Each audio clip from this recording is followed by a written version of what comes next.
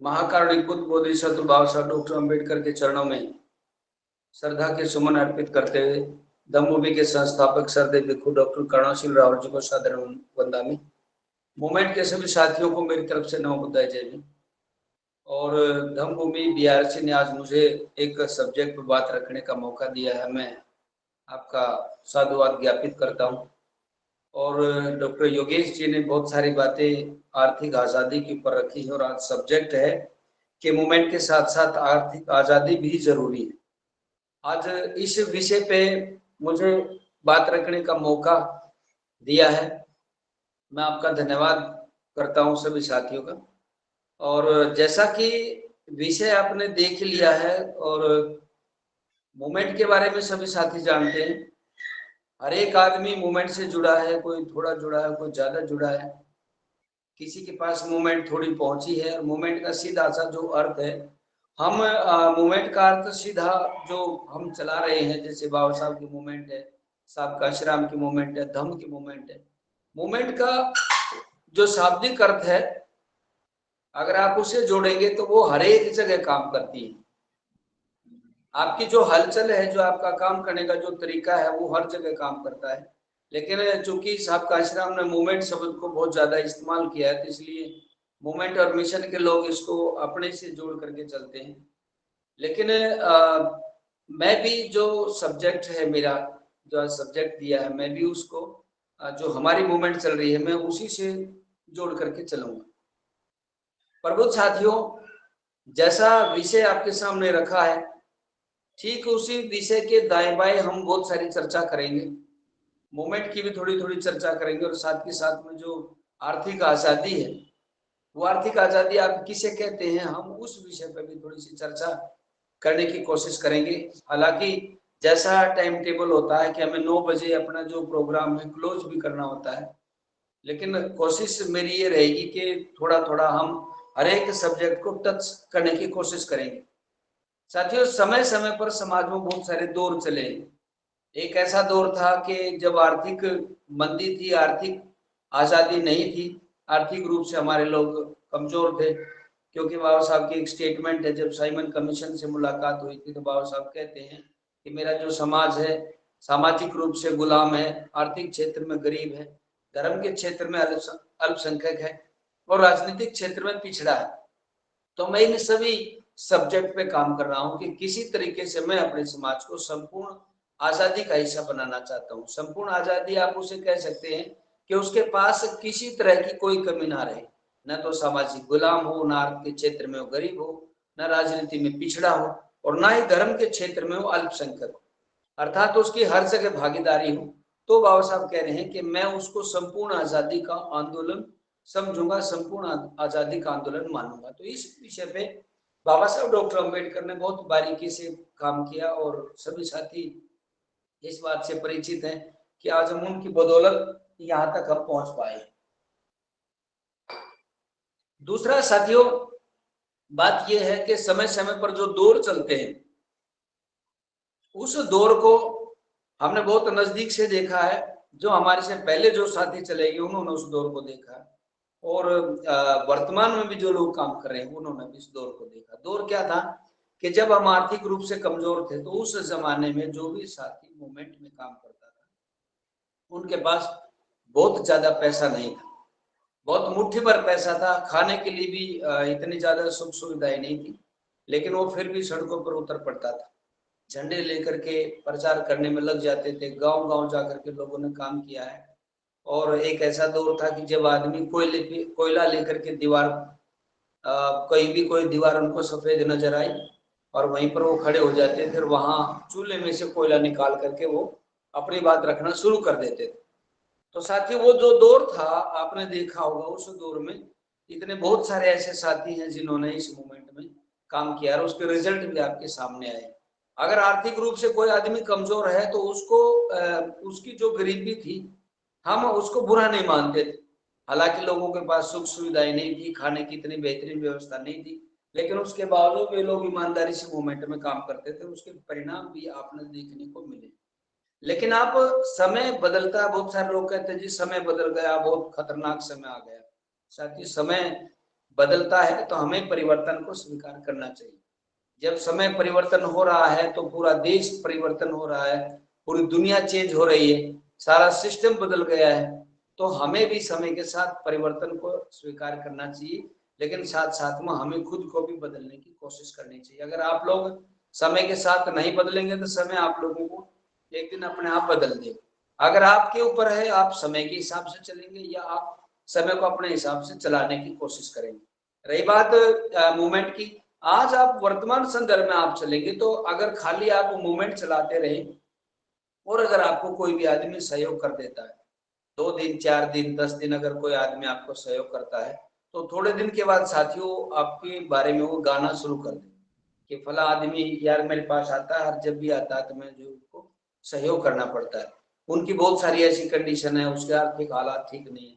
और कई बार आप लोगों ने देखा भी होगा, बहुत सारे ऐसे कार्यकर्ता हैं जो लोगों के बीच में जाकर के इस बात को बार बार रिपीट करते हैं कि मेरे पास सुख सुविधाएं नहीं है, मेरे पास ये व्यवस्था नहीं है और मुझे कुछ चाहिए। तो साथियों आज का जो दौर है वो चेंज हो चुका है। अगर आप लोग मूवमेंट में काम कर रहे हैं तो मूवमेंट के साथ साथ में आप लोगों को आर्थिक आजादी के साथ में भी काम करना चाहिए। अगर आप लोग आर्थिक आजादी पर काम नहीं कर रहे हैं तो कहीं ना कहीं ऐसा मौका मिलेगा आप लोगों को सुनने का, जब लोग आपके बारे में उल जुलूल बोल रहे होंगे, आप आगे आगे मूवमेंट का काम करते जा रहे हैं और पीछे पीछे लोग आपके बारे में गलत वर्डिंग बोलते नजर आएंगे कि फला आदमी हमारे पास आता है और जब भी आता है तो हमें उनके लिए ये करना पड़ता है, वो करना पड़ता है। ऐसी बहुत सारी बातें, बहुत सारी टोंटिंग बाजी आपके बारे में पीछे से बोली जाती है।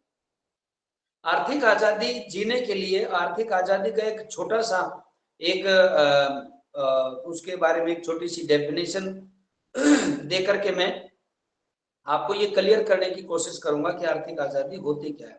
आर्थिक आजादी सिंपल से शब्दों में साथियों सिर्फ इतनी सी बात है कि जब आप किसी बड़े से शोरूम में जाएं या बड़े किसी आप रेस्तरा में जाएं, बड़े होटल में जाएं या कोई भी बेहतरीन जहां भोजन की व्यवस्था हो, जो महंगा रेस्तरा है, आप वहां पहुंचेंगे।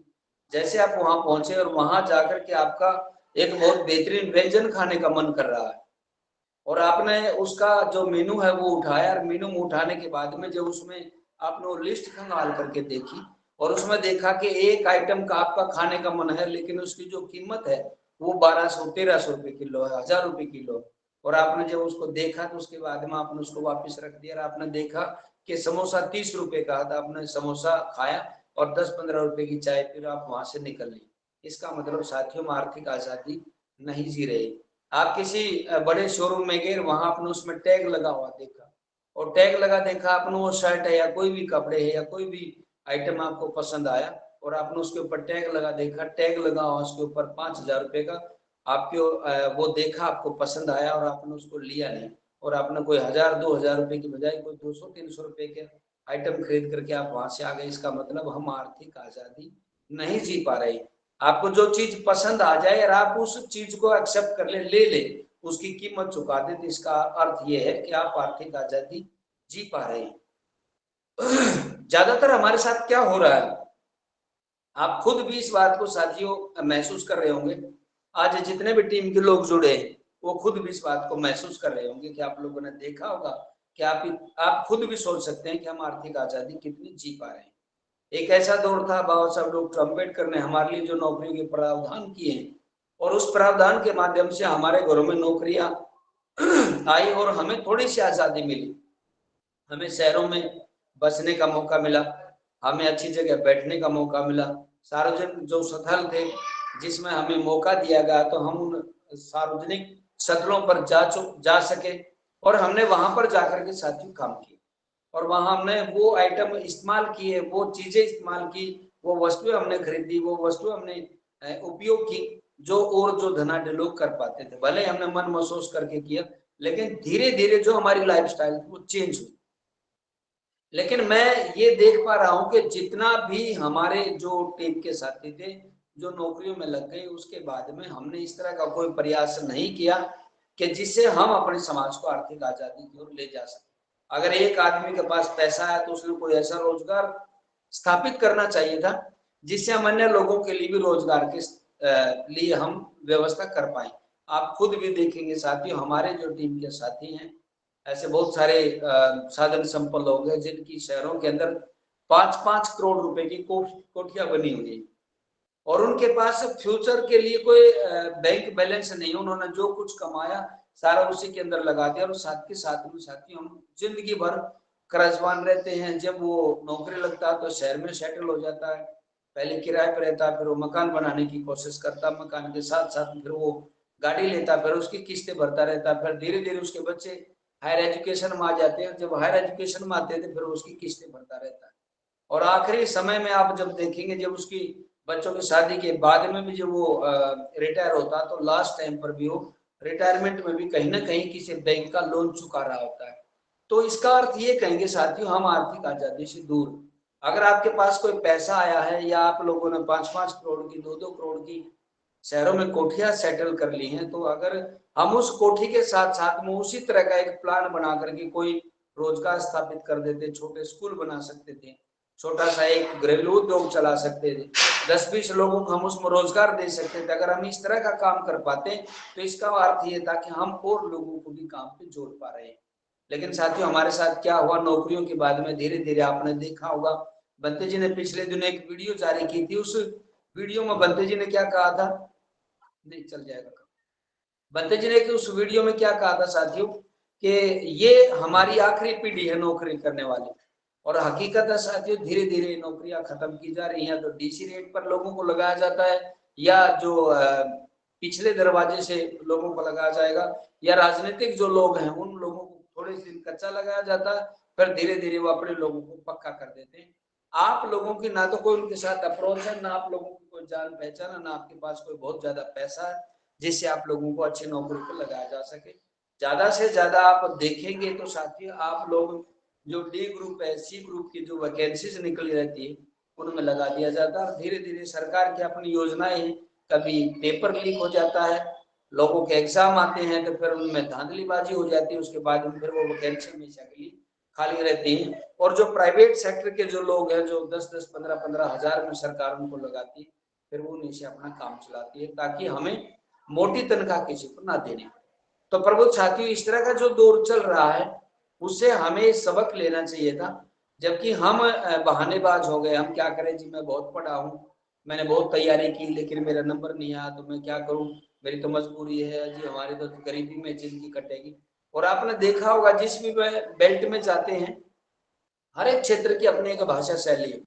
जैसे मैं पलवल क्षेत्र की बात करूं, जब हम लोगों से कहते हैं कि भैया आपके दिन कैसे हैं, मस्ती है या क्या कर रहे हो, ठीक ठाक हो, तो वो कहेंगे जी दिन न धक्के दे रहे हैं। इसका मतलब ये है कि हम सही जीवन यापन नहीं कर रहे हैं, हम अपना टाइम पास सही नहीं कर रहे हैं। और किसी क्षेत्र में जाओगे जैसे हरियाणा की बाकी जो बेल्ट है वहां कहेंगे जी तान सी बाज रही है, हो रहा है जी टाइम पास। लेकिन एग्जैक्ट कॉन्फिडेंस में कोई भी साथी ये नहीं कहता कि मैं मस्त हूँ, मेरी लाइफ बहुत बेहतरीन कट रही है और मैं शांति से जीवन जी रहा हूँ।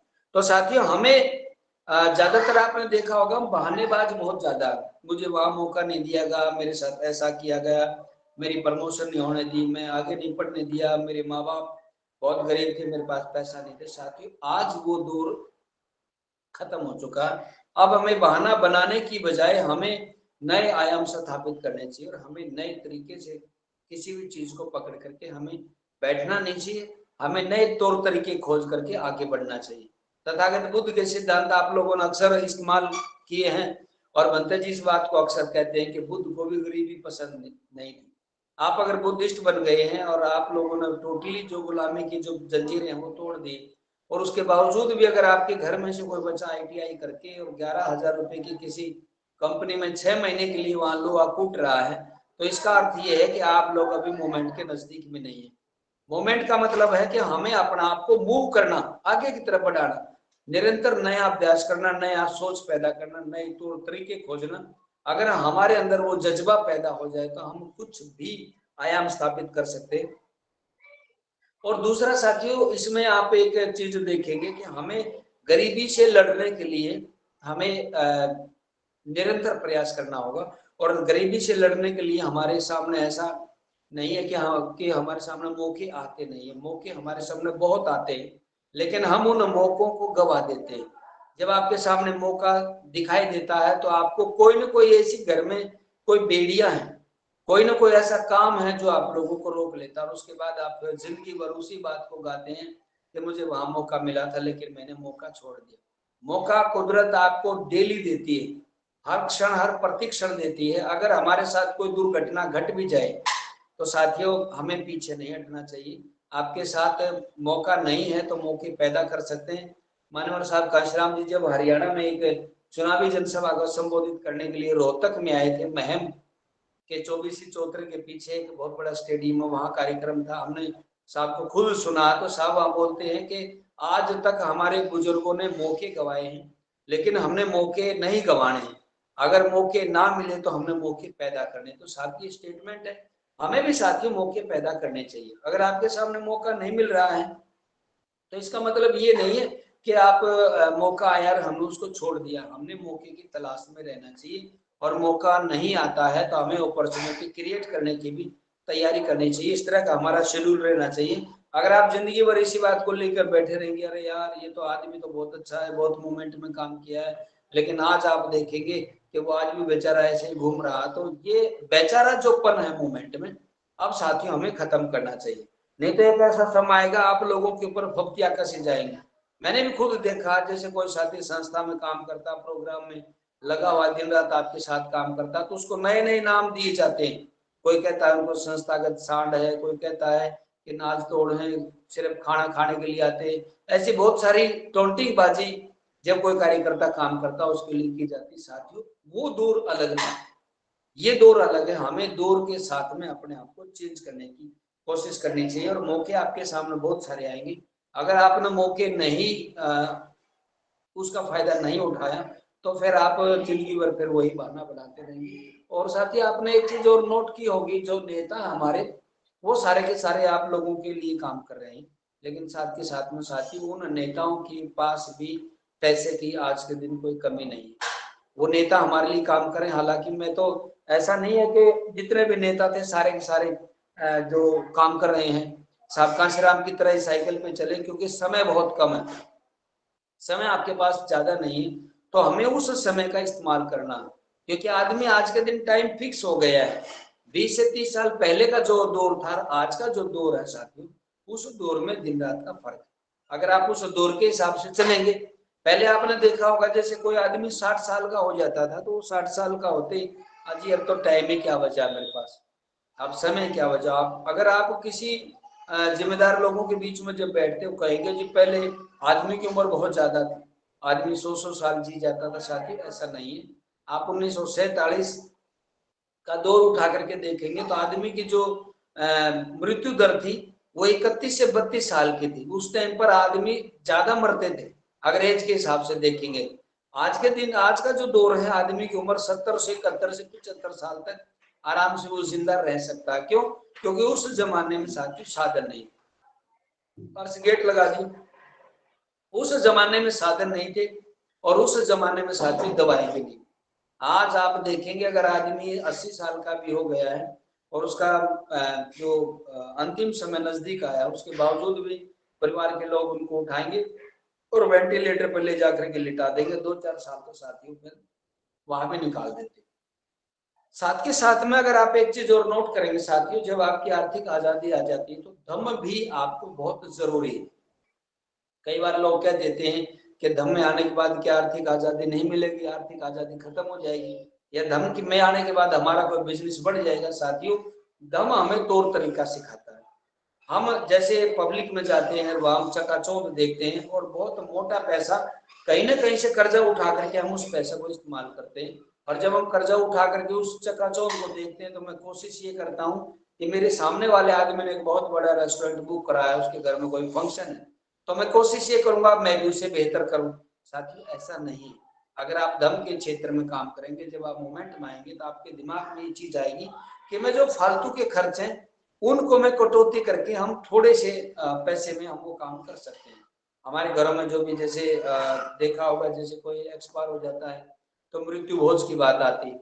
अगर हम दम में नहीं है, दम के क्षेत्र में काम नहीं करते, मूवमेंट में नहीं है, तो साथियों हम बहुत मोटा पैसा मृत्यु भोज में लगा देते हैं, जो हमारे लिए आने वाले समय में नुकसानदेह स्थिति हो जाती है। फिर हम आर्थिक आजादी की बात जो कर रहे हैं उसको हम जीने में बहुत दूर पहुंच जाते हैं। इसलिए साथियों, दम के क्षेत्र में जब हम काम करेंगे तो आपको बहुत बहुत बेहतरीन मौके मिलेंगे, और जब आपको मौके मिलेंगे तो उसके फायदे आपको ये मिलेंगे कि फालतू के खर्चे आपके बच जाएंगे। धन के क्षेत्र में काम करने से आपको एक फायदा ये भी होता है कि आप, जैसे जिन लोगों के घरों में जो भूत है, प्रेत है, आत्मा परमात्मा है, वो आते हैं तो फिर वो आपको नियम बता के जाते हैं, इस सप्ताह में आपको ये काम करना है, इस दिन आपको ये काम करना है, ये आपने इतना खर्च वहां करना है, फला जगह आपको पूजा करने जाना, फला जगह आपको धूप लगानी। तो वहां पर आपकी आर्थिक आजादी साथियों छीन ली जाती है।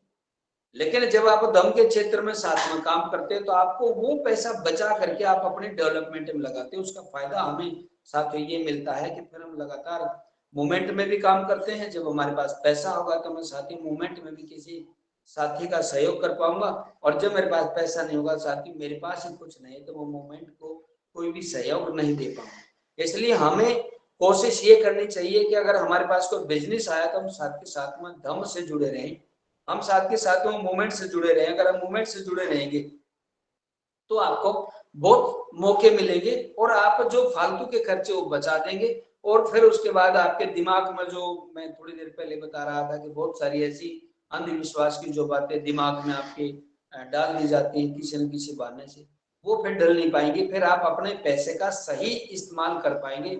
उसका जो यूटिलाइजेशन है, जब वो प्रॉपर तरीके से होगा तो उसके परिणाम भी साथी बहुत बेहतरीन आएंगे।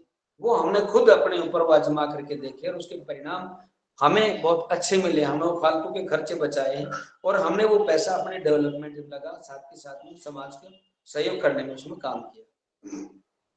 कई बार आपने सुना होगा ऐसे बहुत सारे कुछ लोग हैं कि पूरा देश का जो पैसा है, जैसे 95% जो पैसा है, 95% जनता का जो पैसा 5% लोगों के पास है। तो एक इसके ऊपर एक शोध भी आया था, और कुछ जो अर्थशास्त्री उनकी एक स्टेटमेंट है कि पूरी दुनिया का जो पैसा है उससे 95% पैसा 5% लोगों के पास है। पूरी की पूरी उनकी जो आर्थिक जो हालात है वो 5% लोगों के ऊपर डिपेंड करते हैं, जिनमें नाम लेने की जरूरत नहीं है। बहुत सारे विदेशों में भी एलन मस्क वगैरह, और इंडिया में भी आपने उनके नाम भी सुने।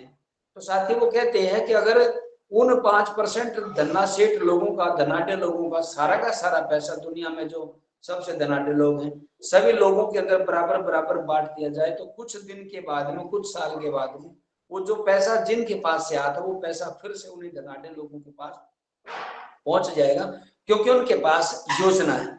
और जब किसी के पास योजना है साथियों, तो वो अपनी योजना बना करके उस पैसे का वो आराम से अच्छी तरह इस्तेमाल कर सकता है।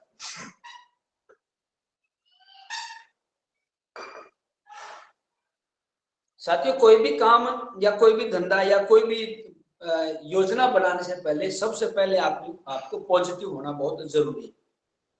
जब तक आप पॉजिटिव नहीं होंगे, आप कोई भी काम करके देख लो, आप उसमें सक्सेस नहीं हो पाओगे। नहीं तो आपके दिमाग में यही चीज आएगी कि मैं कोई काम शुरू कर रहा हूँ आर्थिक आजादी के लिए, तो क्या पता मेरा काम चले या ना चले। हो सकता है कि जब मैं उस काम को करने की कोशिश करूं तो मेरा सामान बिके या ना बिके।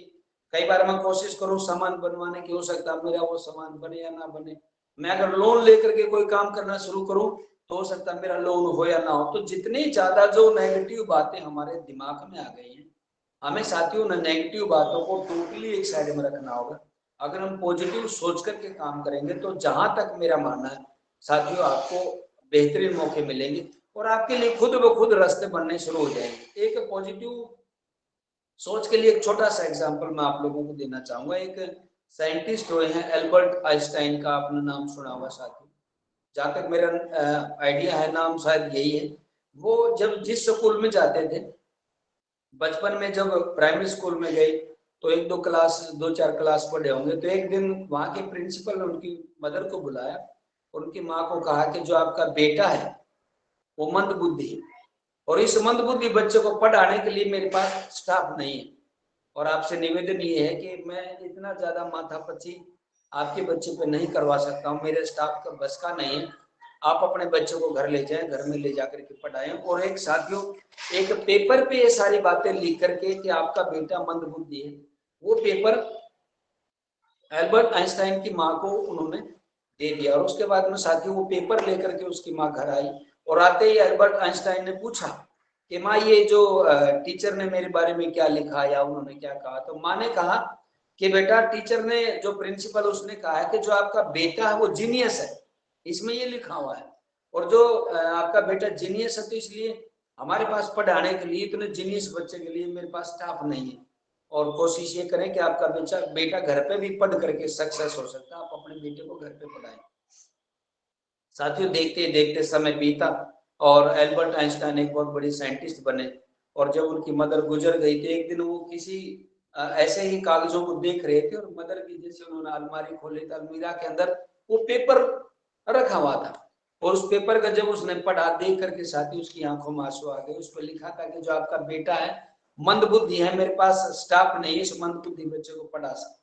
साथी सिर्फ एक माँ की छोटी सी सोच थी, बस उसने उस बात की जो नेगेटिव बातें थी उसको पॉजिटिव में बदल दिया। उन्होंने कहा कि आपका बेटा मंदबुद्धि है, लेकिन माँ ने क्या कहा कि आपका मेरा बेटा जीनियस है, टीचर ने ये कहा। साथियों हमें भी सोच बदलने की जरूरत है। अगर हम अपनी सोच बदल करके अगर मूवमेंट में काम करना शुरू करें, सोच बदल करके अगर टारगेट सेट करके हम कोई भी काम करेंगे, तो जहां तक मेरा आइडिया हम उस टारगेट के नजदीक हम आराम से पहुंच सकते हैं।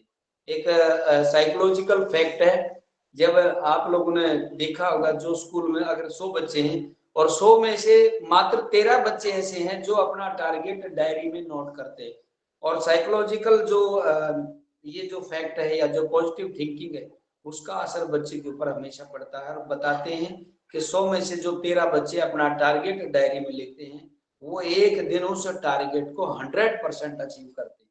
लेकिन साथियों हम जिस दौर में रहे हैं, जिस मोमेंट में हम लोग काम कर रहे हैं साथियों, वहां पर डायरिया लिखने के लिए, डायरियों के ऊपर कोई चर्चा करने के लिए हम बहुत सारी बातें इन विषयों पर नहीं कर पाते। इसलिए मेरी आप लोगों के लिए सलाह है, और कभी भी ऐसा नहीं, जैसे बीच में मेरी बात थोड़ी सी दिमाग से साथियों स्लिप हो गई थी कि जब आदमी 60 साल की उम्र में जाता तो वो कहता जी बस मेरे तो जो मकसद था पूरा हो लिया जी, अब तो मुझे घर पे पढ़ के ही टाइम पास करना। साथियों ऐसा नहीं है, आप शुरुआत कभी भी कर सकते हैं, आर्थिक आजादी के लिए भी कर सकते हैं, मोमेंट के लिए भी कोई भी आप समय कोई निश्चित नहीं है, और कोई उम्र भी निश्चित नहीं है। आपकी जो एज है आप उस एज को कभी भी तय करें। 70 साल अगर आप 80 साल तक भी जी रहे हैं, तो अगर आप अपनी लाइफस्टाइल को चेंज करते हैं तो आपके सामने भी बहुत सारे ऐसे समय आएगा जो आप मजबूती से अपना जीवन साथी जीवन यापन कर सकते हैं। तो आपको इतनी सारी जो हमने चर्चा की उसके साथ साथ में एक दो पॉइंट में साथियों और करके अपनी वाणी को विराम दूंगा। जब हमारे पास पैसा आता है साथियों तो हमारे साथ में बहुत सारी गलत आदतें भी आ जाती हैं। तो तथागत बुद्ध के जो नियम है उसमें एक नियम ये भी है कि समय का आजीविका। अगर हम समय का आजीविका के ऊपर भी साथियों काम करें, साथ के साथ में जब हम अपना रोजगार स्थापित करें, जैसे समय का आजीविका ये बताइए, ना तो हम नशे का व्यापार करें, ना दूसरों को नुकसान पहुंचाने वाले हथियारों का व्यापार करें, कोई ऐसा जैसे वेश्यावृत्ति का व्यापार है तो उनके ऊपर तथागत ने मनाही की है, जिससे मेरा तो फायदा हो रहा है लेकिन मेरे सामने वाले आदमी का उसमें नुकसान हो रहा था। हमें इस तरह का व्यापार को बिल्कुल अवॉइड कर देना चाहिए।